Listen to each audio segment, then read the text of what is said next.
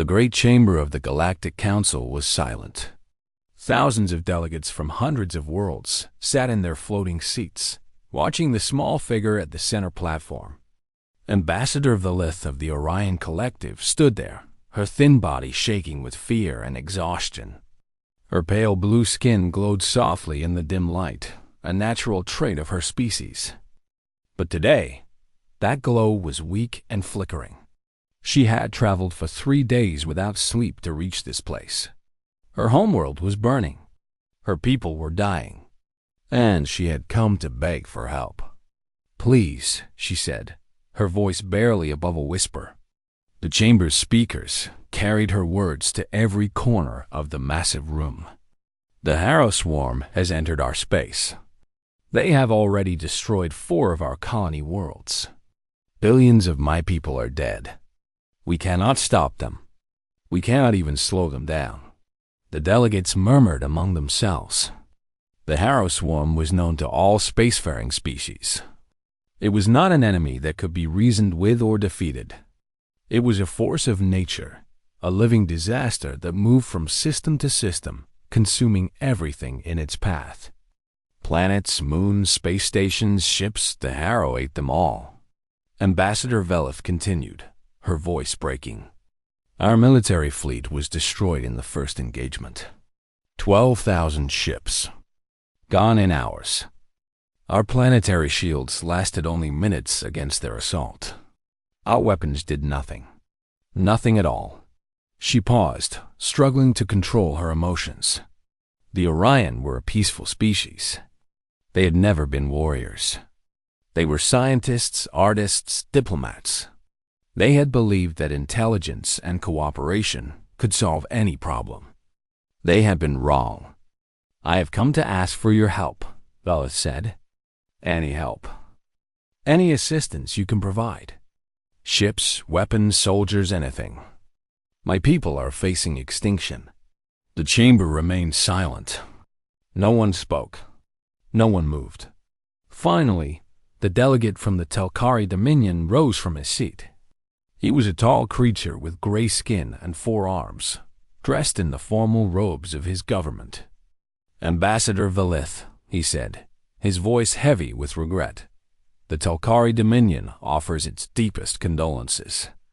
But we cannot help you. The Harrow cannot be defeated. Any ships we send would only add to the death count." Valith stared at him, her eyes wide with disbelief. "You will not even try?" "It would be pointless," the Telkari said. "The mathematics are clear. The Harrow Swarm contains trillions of organisms. They adapt to any weapon within minutes. No known technology can harm them in significant numbers. I am sorry, Ambassador. Truly sorry. But there is nothing we can do." One by one, other delegates rose to offer similar responses. The Vasti Federation expressed sympathy, but declined to act. The Korath Assembly cited their own defensive needs. The Silmari Collective suggested that the Orion should evacuate the remaining population to other systems. "Evacuate to where?" Valith demanded, her grief turning to anger. "The Harrow will follow. They always follow. They will consume everything until nothing remains." No one answered her. Valith felt her legs weaken. She grabbed the edge of the platform to steady herself. 3 billion of her people were still alive, crowded onto refugee ships and fleeing toward a dying star. They had nowhere to go. No one would take them. No one would fight for them. She was about to collapse when a voice spoke from the back of the chamber. "What about the Deathworlders?" Every head in the room turned toward the speaker. It was a young Orion aide, barely old enough to be in the chamber. He stood near the entrance, his face pale but determined. The word hung in the air like a curse. "Deathworlders." "The humans?" The Telkari delegate said, his voice filled with disbelief. "You cannot be serious." "Why not?" the young aide asked. "They are the strongest species in the known galaxy. Their homeworld is a nightmare," another delegate interrupted. "High gravity, extreme temperatures, toxic atmosphere, deadly radiation, predators in every environment. The fact that any intelligent life evolved there at all is a miracle. Or perhaps a mistake. They are dangerous, the Telkari said firmly. Unpredictable. Violent by nature. We do not involve them in council matters for good reason. Velith looked around the chamber. She could see the fear in the delegates' eyes. They were more afraid of the humans than they were of the Harrow. She had never met a human. Her species had limited contact with them, as did most civilized races. The humans were too new to space travel, too raw, too wild. They came from a world that should have killed them, and instead, they had conquered it. They had spread across their solar system with terrifying speed. They built ships that were crude but powerful.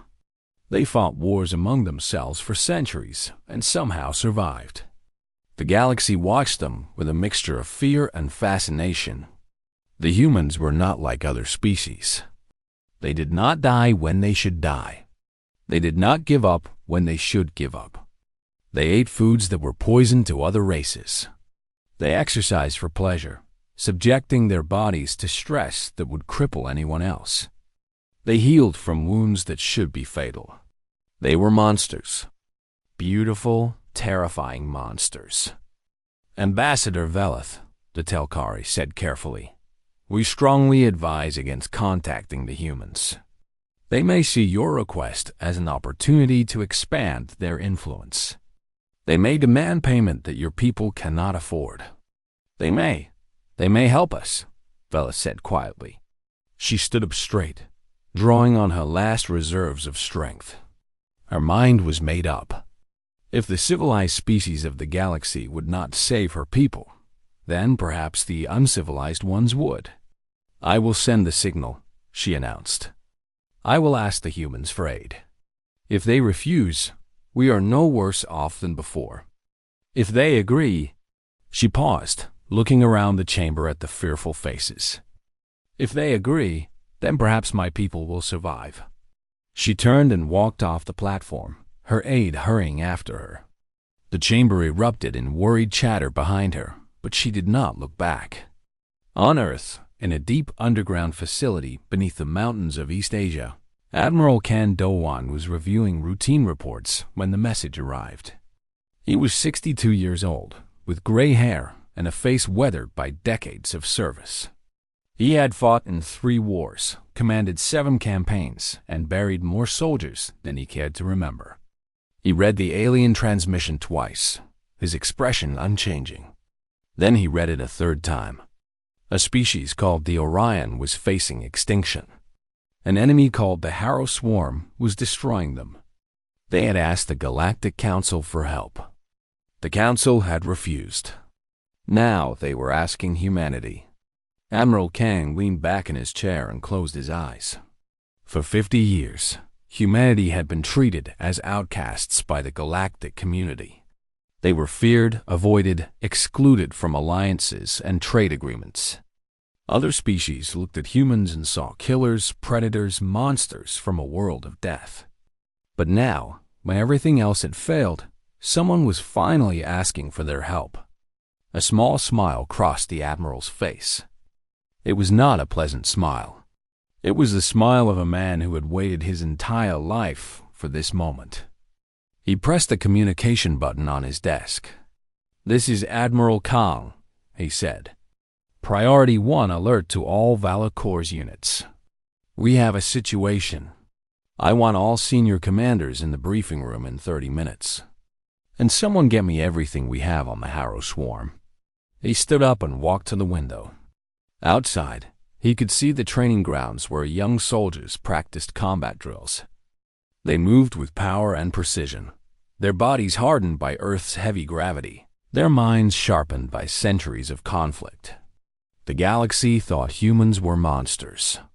Perhaps it was time to show them what kind of monsters they really were. "We're going to war," Admiral Kang said softly to himself. "And we're going to win." Captain Yunjia was running a combat drill in the asteroid belt when the priority message reached her ship. She was standing on the bridge of the assault carrier Unbreakable Dawn, watching her crew practice emergency maneuvers through a field of spinning rocks.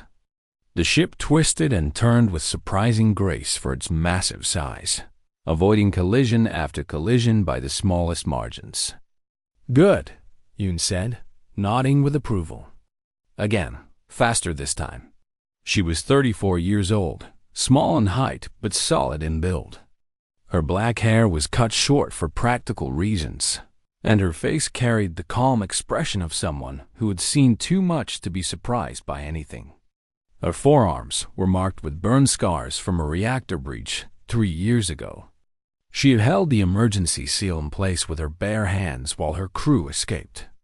The doctors said she should have died from the heat and radiation. She had lived anyway. Her crew called her the Iron Fox. She had earned that name. The communication officer turned from her station. "Captain, we have a Priority 1 message from Admiral Kang. Flash traffic." "Eyes only." Yoon raised an eyebrow. Priority 1 messages were rare. Flash traffic meant it was urgent beyond measure. She walked to her private ready room and activated the secure display. Admiral Kang's face appeared on the screen. He looked tired but alert, his eyes sharp with purpose. "Captain Yoon," he said, "I'll keep this brief.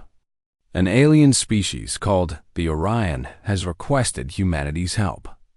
They're facing extinction from an enemy called the Harrow Swarm. The Galactic Council refused to aid them." "We will not refuse."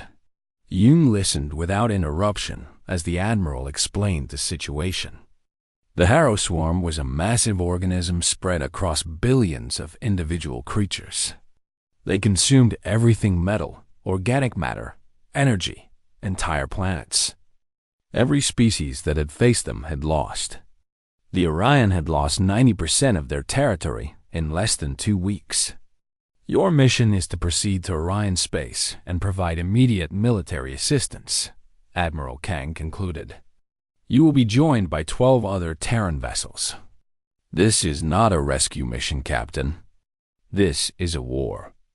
You are authorized to use any means necessary to stop the Harrow advance." "Understood, sir," Yoon said. "What are our rules of engagement?" "Win," the Admiral said simply. "That is your only rule." The screen went dark. Yoon stood still for a moment, processing what she had just heard. Then she returned to the bridge. "Set course for Orion space," she ordered. "Maximum speed. And call the team to the briefing room." Full assembly. 20 minutes later, Yoon stood before her 4 best soldiers. These were the people she trusted with her life, and more importantly, with the lives of others. Lieutenant Baek Suho sat at the front of the table, his massive frame barely fitting in the standard chair. He was 40 years old, with a shaved head and hands the size of dinner plates. He had grown up in the mining colonies of Titan Saturn's moon, where the gravity was low, but the work was brutal. His body was built for heavy labor, and he had turned that strength into a talent for heavy weapons. He could carry equipment that would require 2 normal soldiers, and he never seemed to get tired. "A new war?" Suho asked, his deep voice rumbling like thunder. "About time." I was getting bored. Sergeant Park Yuna sat next to him, a complete contrast in appearance. She was slender and gentle-looking, with long hair tied back in a practical braid. She was 31, a combat medic and xenobiologist who had studied alien life forms at the best universities on Earth before joining the military. She had steady hands, a calm mind, and a habit of humming old folk songs while she worked. The soldiers she had saved called her the Songbird. "Do we know anything about Orion biology?" Yuna asked. "If we're going to help them, I'll need to understand how to treat their wounded." "I'll get you everything we have," Yoon promised. Corporal Han Junho leaned against the wall near the back, his arms crossed. He was 28, lean and quiet, with watchful eyes that never seemed to miss anything. He had grown up hunting in the mountain wilderness of the Korean peninsula. learning to track animals through snow and forest. He had a natural talent for infiltration and reconnaissance, and he spoke 4 alien languages fluently. When the team needed information, Junho found it. "The Harrow Swarm," he said thoughtfully. "I've read about them. Nobody has ever beaten them. The reports say they adapt to any weapon within minutes." "Then we'll have to be creative," Yoon replied. The last member of the team was Private First Class Imnari. She was the youngest at 23, with a round face and a smile that appeared at inappropriate moments. She was a demolitions expert who treated explosives the way other people treated musical instruments. She could build a bomb out of almost anything, and she could destroy almost anything with her bombs.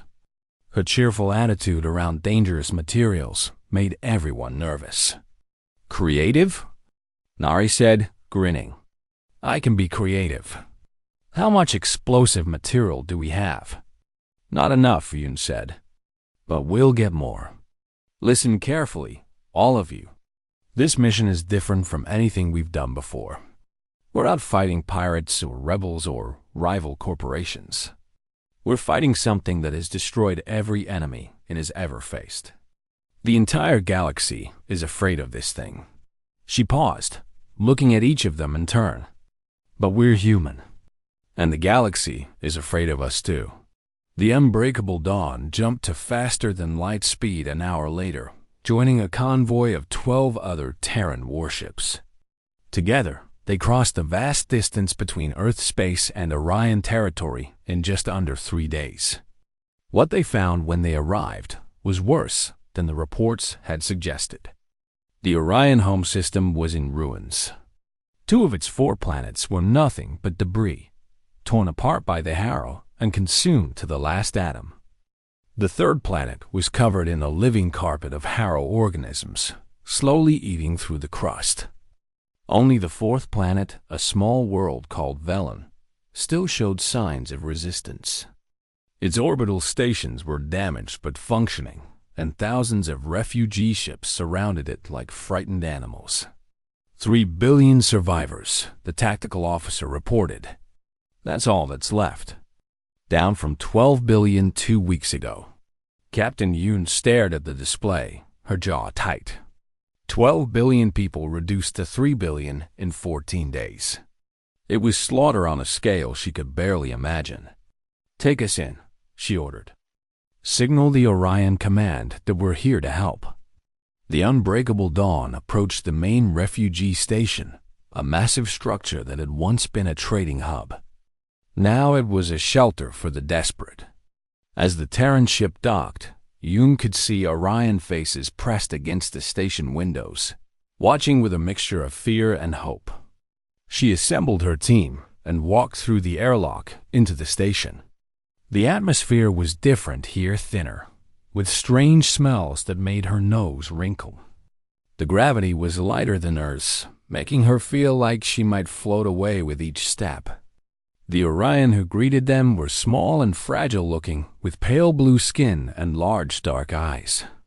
They moved carefully, as if afraid of breaking. When they saw the humans, they flinched backward. Yoon understood. To these gentle creatures, humans must look like monsters.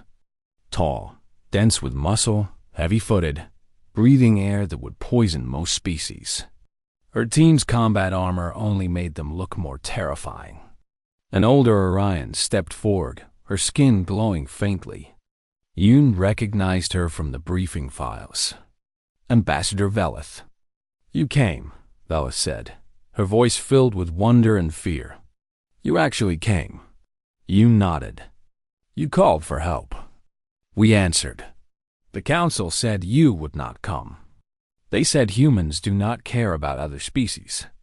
They said you would demand payment we could not afford, or that you would simply ignore our message." "The council doesn't know us very well," Yoon replied. "Show me what we're fighting. Show me where the Harrow are strongest. We have work to do." Velith stared at her for a long moment. Then something changed in the ambassador's expression. The fear did not disappear, but something else joined it. something that looked almost like hope. "Follow me," Valor said. "I will show you everything." As they walked through the station, passing thousands of refugees huddled in corridors and cargo bays, Lieutenant Suho leaned close to Captain Yoon. "These people have given up," he said quietly. "You can see it in their eyes? They think they're already dead." "Then we'll have to show them they're wrong," Yoon replied. "That's what we do, Lieutenant. We show people that death can be beaten. We show them what humans are made of." She looked around at the frightened aliens, at her confident crew, at the stars beyond the station windows where an enemy waited to consume everything. "The Harrow think they've already won," she said. "They're about to learn they were wrong." The war room on the refugee station was crowded with holographic displays showing the enemy's position. Admiral Kan Do-hwan had arrived with the main fleet 2 days after Captain Yoon, establishing forward command on the battered Orion station. He stood at the center of the room, studying the three-dimensional map of the star system with cold, calculating eyes. The Harrow swarm appeared on the display as a massive red cloud, spreading across space like blood in water. It was bigger than anything the humans had faced before. Trillions of individual organisms moved as one mind, flowing around obstacles, adapting to threats, consuming everything they touched. "Beautiful," Admiral Kang said softly. "And terrible, like a hurricane made of teeth." Captain Yoon stood beside him, along with the other Terran commanders. Ambassador Velith and several Orion military officers watched from the edges of the room, their faces pale with exhaustion and fear. "Admiral," one of the Orion officers said hesitantly, "our analysts have studied the Harrow for decades. Every defense strategy fails against them. They adapt too quickly. Shields, weapons, tactics. Nothing works for more than a few minutes before they learn to counter it." Admiral Kang nodded slowly. "I've read your reports. Fascinating material. Very thorough." He turned to look at the Orion directly. "But you made one mistake in your analysis." "What mistake?" "You assumed that defense was the only option." The Admiral smiled, and it was not a kind smile. "We're not going to defend. We're going to attack." The Orion officers exchanged confused glances. "Attack? Admiral, with respect, that's impossible. The swarm contains trillions of organisms. Your fleet has 13 ships. The numbers don't matter," Admiral Kang interrupted. "Not to us. Humans have been fighting against impossible numbers since before we discovered fire. We know how to win against larger enemies.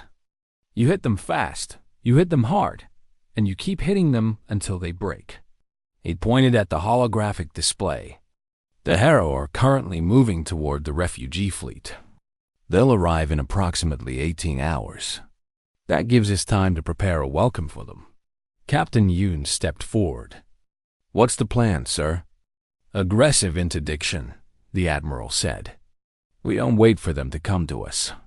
We go to them. We find their weak points and we exploit them. We make them react to us instead of the other way around."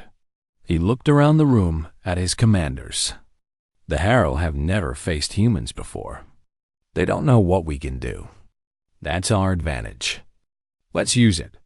6 hours later, the Terran fleet moved out to meet the enemy. The Unbreakable Dawn led the formation, with Captain Yoon standing on the bridge like a statue carved from iron. Her crew worked around her in tense silence, preparing weapons and shields for the battle ahead. "Contact in 10 minutes, the sensor officer reported. "I'm reading. Thousands of individual organisms. Maybe millions. It's hard to get an accurate count. They're all over the place." "Stay calm," Yoon said. "We've trained for this. Everyone knows their job. Do it well, and we'll get through this." Lieutenant Suho was down in the weapons bay, checking his heavy plasma batteries for the 100th time. The weapons were massive things, designed to cut through armored warships. He had spent his whole career preparing for a fight like this. "Come on, you ugly bugs," he muttered to himself. "Let's see what you're made of." Sergeant Yuna was in the medical bay, organizing supplies and preparing for casualties. She knew they were coming. In any battle this big, there would be wounded and dying. Her job was to save as many as she could. Corporal Junho sat at the intelligence station, monitoring enemy communications. The Harrow didn't use language like other species, but they did produce signals, strange electromagnetic pulses that coordinated their movements. He was trying to find patterns, weaknesses, anything that could be exploited. Private Nari was in the armory, surrounded by explosives. She was humming quietly to herself, checking detonators and calculating blast radiuses. For most people, the room would have been terrifying. For her, it was like being in a garden. "Contact," the sensor officer announced. "They're here." The first wave of Harrow organisms appeared on the screens. Thousands of chitinous shapes, rushing toward the fleet like a living tsunami. Each creature was different. Some were small and fast. Some were large and heavily armored. Some carried what appeared to be organic weapons. They moved with perfect coordination, as if controlled by a single mind. "All ships, engage." Admiral Kang ordered over the fleet channel. The Terran ships opened fire. Space lit up with plasma, bolts and missile trails. Lieutenant Suho's heavy batteries roared, sending streams of superheated energy into the swarm. Harrow organisms burst apart by the hundreds, their bodies vaporizing instantly. The other ships added their fire, creating a wall of destruction that the enemy had to pass through. The Harrow kept coming. They adapted quickly, just as the reports had warned. The smaller creatures learned to dodge the weapons fire. The larger ones developed thicker armor. Some of them began to emit interference that disrupted targeting systems, but the humans adapted too. "Switch to pattern gamma," Captain Yoon ordered. "Vary the timing. Don't let them predict our shots." The weapon's fire became erratic, unpredictable. The Harrow struggled to adjust. More of them died. Then they reached the fleet. The creatures slammed into the ships, clinging to hulls, tearing at armor with claws and teeth.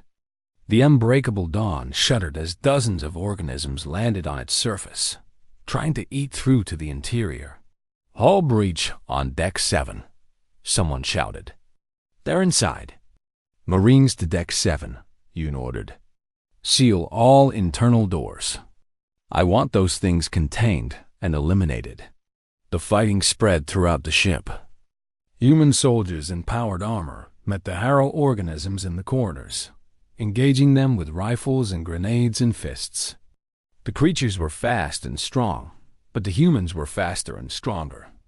Earth's heavy gravity had built bodies that could survive punishment that would kill any other species. Lieutenant Suho left his weapons station and grabbed a heavy rifle. He ran toward Deck 7, his boots thundering on the metal floor. When he arrived, he found 3 Harrow creatures tearing apart a bulkhead. He shot 2 of them before they could react. The third one charged at him. He caught it with one massive hand and slammed it into the wall so hard that its shell cracked. Then he shot it too. "Clear," he reported, moving to the next section. Throughout the ship, similar scenes played out. Humans fighting with brutal efficiency against creatures that had never lost before. Sergeant Yuna ran from casualty to casualty, applying emergency treatment while the battle raged around her.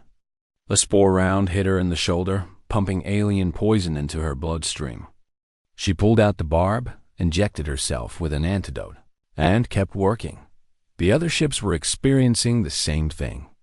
Casualties mounted on both sides. The Harrow lost thousands of organisms, but they had trillions more. The humans lost soldiers, but they refused to retreat. After 4 hours of continuous fighting, the Harrow pulled back. Captain Yoon stood on her damaged bridge, breathing heavily. Around her, exhausted crew members slumped at their stations. The deck was covered with debris and blood, both human red and harrow green. "Admiral," she reported over the fleet channel, "the enemy has withdrawn. We're holding position. Casualties?" Admiral Kang asked. "2 ships damaged. 47 dead. 200 wounded." Yoon paused. "But we stopped them. We actually stopped them." On the refugee station, the Orion officers stared at their displays in disbelief. The Harrow swarm had retreated. For the first time in recorded history, they had been pushed back. Ambassador Velith's hands were shaking. "This is impossible," she whispered. "No one has ever done this. No one has ever made the Harrow retreat." Admiral Kang's voice came over the speakers, calm and confident. "The first battle is ours. But this is just the beginning. They'll come back stronger and smarter. We need to find their weakness before they find ours." On the unbreakable dawn, Corporal Junho was analyzing the data from the battle. He had been watching the Harrow communications throughout the fighting, looking for patterns. And he had found something. "Captain," he said, his quiet voice cutting through the noise on the bridge, "I think I know how to beat them." Yoon turned to look at him. "What did you find?" "The Harrow aren't really individual creatures. They're more like cells in a body. They all receive commands from a central source, a coordination node deep inside the swarm. It's like a brain. If we destroy it, the entire swarm should fall apart." "Where is it?" Junho pointed at the tactical display. "There, in the center of the swarm, protected by billions of organisms." Private Nari had been listening from the doorway. She grinned, her eyes bright with excitement. "Billions?" she said. "That just means we won't run out of targets." Captain Yoon looked at her team-bloodied, exhausted, but still standing. Still ready to fight. "Get me Admiral Kang," she said. "I have a plan. And he's not going to like it." The briefing room was silent after Captain Yoon finished explaining her plan. Admiral Kang stood at the head of the table, his face unreadable. The other ship commanders sat around him, their expressions ranging from shocked to terrified. "Let me understand this correctly," Admiral Kang said slowly. "You want to take a team directly into the heart of the Harrow swarm, through billions of hostile organisms, to reach a coordination node that we're not even certain exists, and then destroy it." "Yes, sir," Yoon replied. "That's a suicide mission." "Probably, sir. But it's the only option that can win this war." The Admiral stared at her for a long moment. Then he turned to look at the tactical display showing the Harrow swarm. It had regrouped after the first battle and was preparing for another assault. This time, there would be no retreat. The swarm had learned from its mistakes. It would not underestimate the humans again. "The mathematics are clear," one of the other commanders said. "Even if we fight perfectly, we can't win through attrition. They have too many organisms. Eventually, they'll overwhelm us. But if we destroy the coordination node, they lose their unity," Corporal Junho added. He had been called to the briefing to explain his findings.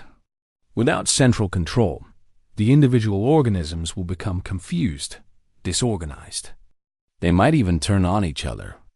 The swarm falls apart." "Might," another commander emphasized. "We're betting everything on a theory." "It's not a theory," Junho said quietly. "I've analyzed thousands of hours of Harrow communications. The pattern is consistent. There's something in the center directing everything. Remove it, and the system collapses." Admiral Kang was quiet for another long moment. Then he turned to Captain Yoon. "Who would go on this mission?" "My team.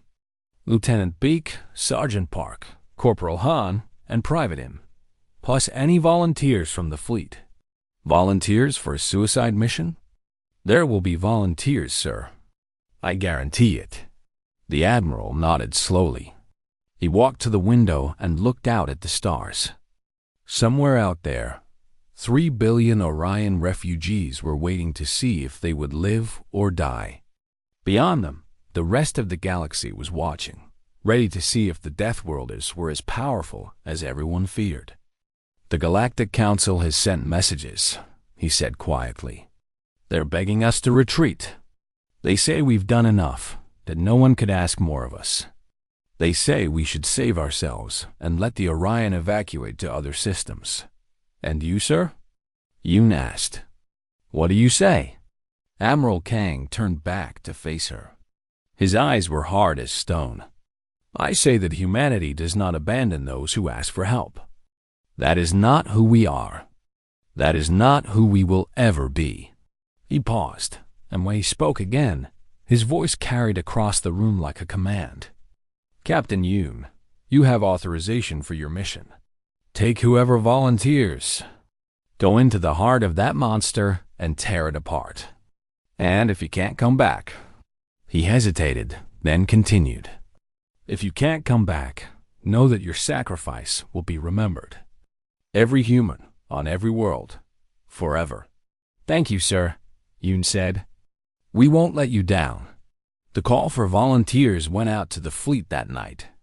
By morning, over 2,000 soldiers had requested to join the mission. Captain Yoon selected 300 of the best and began preparations. The unbreakable dawn would carry them into the swarm while the rest of the fleet created a distraction. They would fight their way to the coordination node, plant enough explosives to destroy it, and then they would see. On the day of the mission, Private Nari was in the cargo bay, surrounded by explosives. She had spent the past 48 hours building the largest bomb she had ever created. It was a beautiful thing, in her opinion, a perfect sphere of destruction that could vaporize anything within 10 kilometers. "You're sure this is enough?" Lieutenant Suho asked, looking at the device with obvious concern. "Sure enough," Nari replied cheerfully. "I could make it bigger, but then we couldn't carry it. This will do the job. Trust me. I trust you." "I don't trust that thing." "Same thing, Lieutenant." Sergeant Yuna was in the medical bay, preparing supplies for the mission. She had packed enough equipment to treat hundreds of casualties, even though she knew they wouldn't have time to treat anyone. When the fighting started, it wouldn't stop until they won or died. She was humming an old folk song when Captain Yoon found her. "Are you ready?" the captain asked. "As ready as I'll ever be," Yuna replied. "You know, when I was a little girl, I wanted to be a singer. I used to perform at family gatherings, weddings, festivals. Everyone said I had a beautiful voice. What happened? I grew up. I realized that there were more important things than singing. People needed help, and I could provide it. So I became a medic instead." She smiled softly. "But I still sing sometimes. It helps me stay calm when things get bad." You nodded. "Sing for us today, Sergeant. We're going to need it." Corporal Junho was at the intelligence station, studying every piece of data they had on the Harrow Swarm. He had mapped out the most likely route to the coordination node, identified the patterns in the enemy's movements, calculated the probability of success. It was low, very low, but not zero. "We can do this," he said to himself. "We can actually do this." The unbreakable dawn launched toward the swarm 3 hours later. Behind them, the rest of the fleet began its attack, drawing the enemy's attention away from the single ship diving into its heart. The journey was unlike anything the crew had experienced. Space around them was filled with Harrow organisms, millions, billions of them, flowing like a living river. The ship pushed through them, its weapons firing constantly, its shields flaring with each impact. "Hull integrity at 80%, someone reported. 60%, 40%. "Keep going," Captain Yoon ordered. "We're almost there." Then they reached the inner layer of the swarm, and everything changed. The coordination node was not a single structure. It was a living moon, massive organic sphere built from the bodies of countless harrow organisms, fused together into something ancient and terrible. It pulsed with bioluminescent light, and the crew could feel its presence in their minds, a cold intelligence that regarded them with alien hunger. "That's our target," Yoon said. "All hands, prepare for boarding." The drop pods launched, carrying 300 human soldiers in powered armor directly onto the surface of the hive structure. The moment they landed, the fighting began. Harrow organisms swarmed around them from every direction. The humans formed defensive circles and began pushing forward, their weapons blazing. Lieutenant Suho led the heavy weapons team, his plasma cannon cutting through wave after wave of enemies. "Keep moving," he shouted. "Don't stop for anything." Sergeant Yuna followed behind, treating wounded soldiers while still firing her sidearm. She had stopped humming now. There was no room for calm anymore, only survival. Captain Yoon fought at the front of the formation, her blade in one hand and her rifle in the other. When her rifle ran out of ammunition, she threw it at an enemy and kept fighting with just the blade. When the blade broke, she used her hands. The Orion survivors, watching from the refugee ships through long-range sensors, would later describe what they saw. A small human woman, covered in green ichor and red blood, walking forward into certain death and refusing to fall. She killed everything that came near her, and when more came, she killed them too. They fought for 3 hours. The 300 became 200, then 100, then 50. Every step forward cost lives. Every meter of ground was paid for in blood. But they kept moving.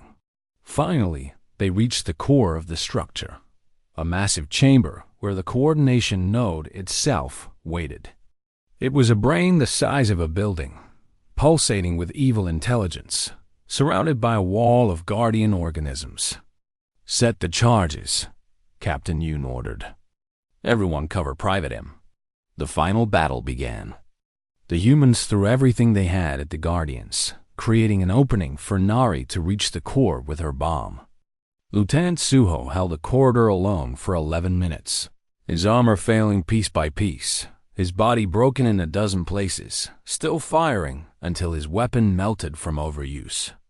Sergeant Yuna ran to help him and found him laughing through the pain. "Did we win?" he asked. "Not yet," she replied, dragging him to cover. "But almost."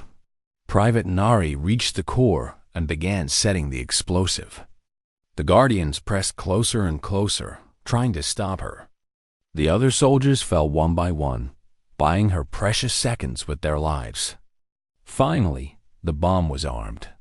"Everyone out," Nari shouted into her communicator. "I'll hold them here." "Nari," Captain Yoon's voice came back, desperate. "Captain, it's been an honor." Nari smiled as she watched the countdown timer. "Tell my mother I was brave."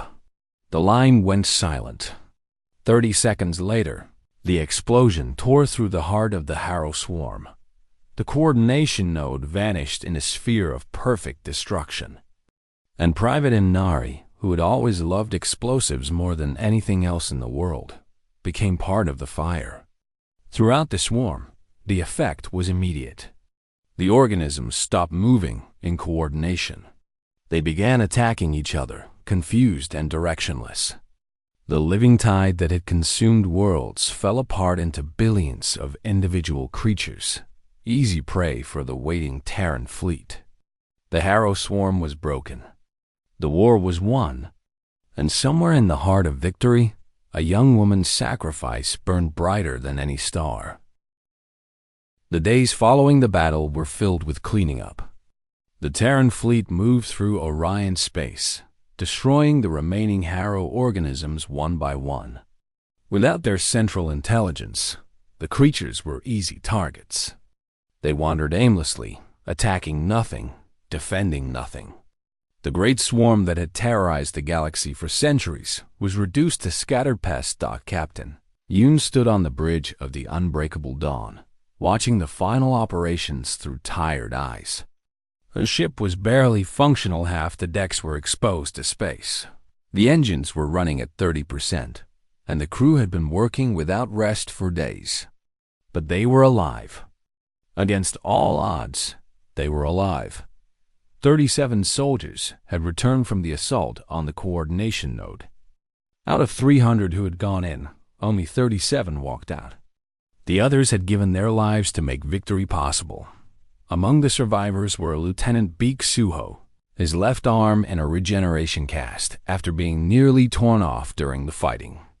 Sergeant Park Yuna, exhausted but unbroken, still checking on wounded soldiers between brief moments of sleep. Corporal Han Junho, quiet as always, already writing his report on the mission. Private Imnari's name was not on the survivor list. It never would be. The Galactic Council called an emergency session 3 days after the battle.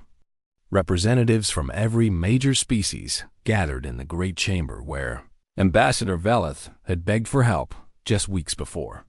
This time, the atmosphere was different. Instead of fear and despair, there was awe and confusion. Admiral Kandowan stood at the speaking platform.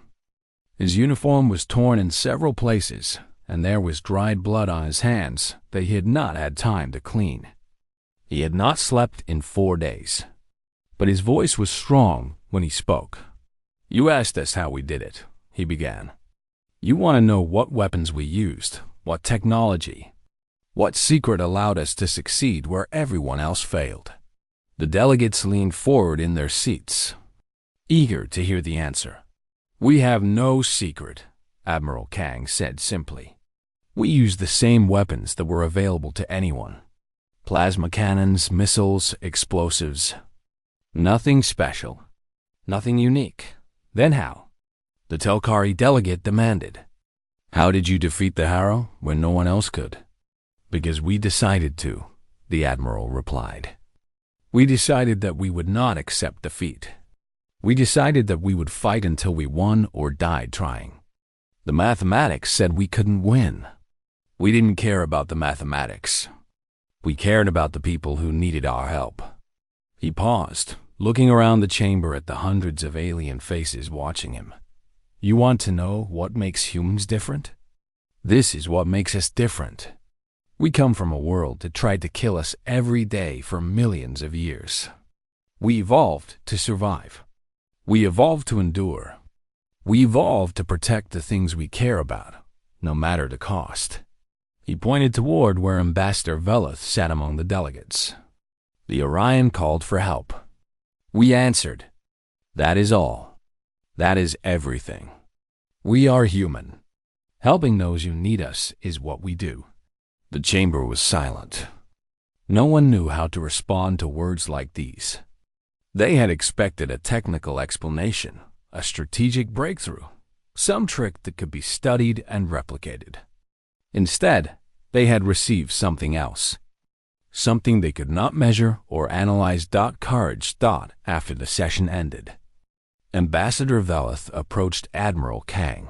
Her blue skin was still pale, and she moved carefully, weakened by weeks of stress and fear. But there was light in her eyes that had not been there before. "Admiral," she said, her voice barely above a whisper, "there are no words in my language for what you have done. You saved my people. You saved 3 billion lives. We can never repay this debt." "There is no debt," Admiral Kang replied gently. "You asked for help. We gave it. That's how it works. But so many of your soldiers died.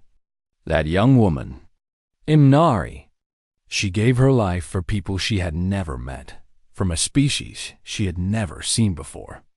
How do you explain that? How do you make sense of it?" Admiral Kang was quiet for a moment, thinking about how to answer. Then he said, "There's an old saying on Earth. Greater love has no one than this, to lay down one's life for one's friends. We believe that. We've always believed that. Nari didn't die for strangers. She died for friends she hadn't met yet. She died for the people your survivors will become, for the children they will have, for the future they will build. That's what it means to be human. On the refugee station, the Orion survivors were preparing to return to their homeworld. The planet was scarred but recovering. The Harrow had been driven off before they could consume everything. With time and work, the Orion could rebuild. Captain Yoon stood at the main viewport, watching the refugee ships begin their journey home. Her team stood with her, what remained of her team. Lieutenant Suho shifted his injured arm in its cast. So what happens now? We go back to Earth and pretend this never happened? We go back to Earth and prepare for the next time someone needs help, Yoon replied. This won't be the last crisis. There will be others. And when they come, we'll be ready. You think anyone will call us? Sergeant Yuna asked. After seeing what we can do, half the galaxy is probably more afraid of us than ever. Maybe, Yoon admitted. But some of them will remember what we did here. They'll remember that when they were facing extinction, the Deathworlders came to save them. Fear fades eventually. Gratitude lasts longer. Corporal Junho was silent, staring out at the stars. Finally, he spoke. I keep thinking about what Private M said before the end. She said to tell her mother she was brave. Did you? Yoon asked. I sent the message myself. I told her that her daughter was the bravest soldier I ever knew. That she saved 3 billion lives.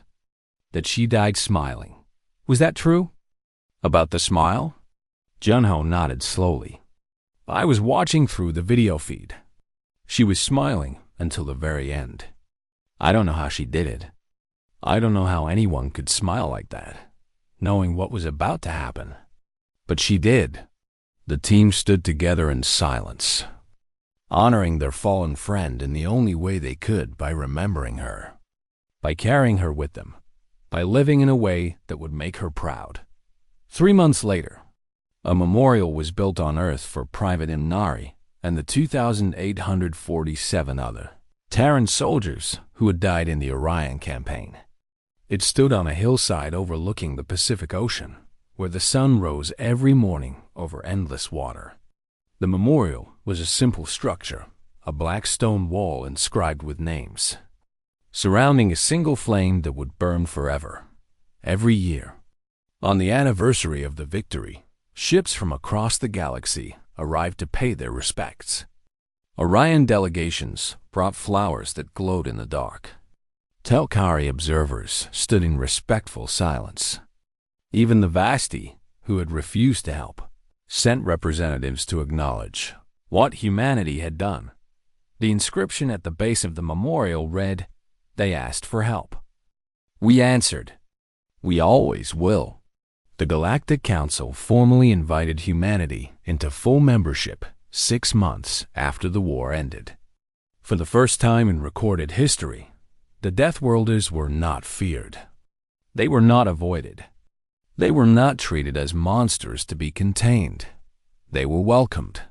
Ambassador Velith gave the speech at the acceptance ceremony. She stood before the same chamber where she had begged for aid, her voice steady and strong. We called them Deathworlders, she said. We thought it meant they brought death. We were wrong. They bring survival. They bring hope. They bring the courage to face impossible odds and refuse to surrender. She looked toward where Admiral Kang sat with the human delegation. Captain Yoon and her surviving team beside him. We call them monsters. But they are not monsters. They are guardians. They are warriors. They are friends. She paused, then continued. They are the best of what intelligent life can be. And we are honored truly, deeply honored to call them our allies. The chamber erupted in applause that lasted for several minutes. Later that night, Captain Yoon stood alone on a balcony overlooking the city where the council met.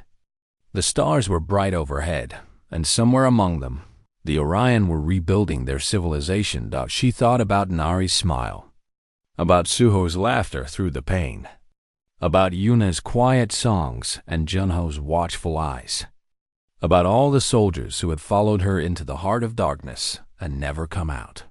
We did good, she said softly to the stars. We did something that mattered. She stayed there for a long time, watching the night sky, thinking about everything they had lost and everything they had saved. Then she straightened her shoulders, turned away from the window, and went to find her team. There would be other battles, other wars, other people who needed help. And when they called, humanity would answer, because that's what Deathworlders do.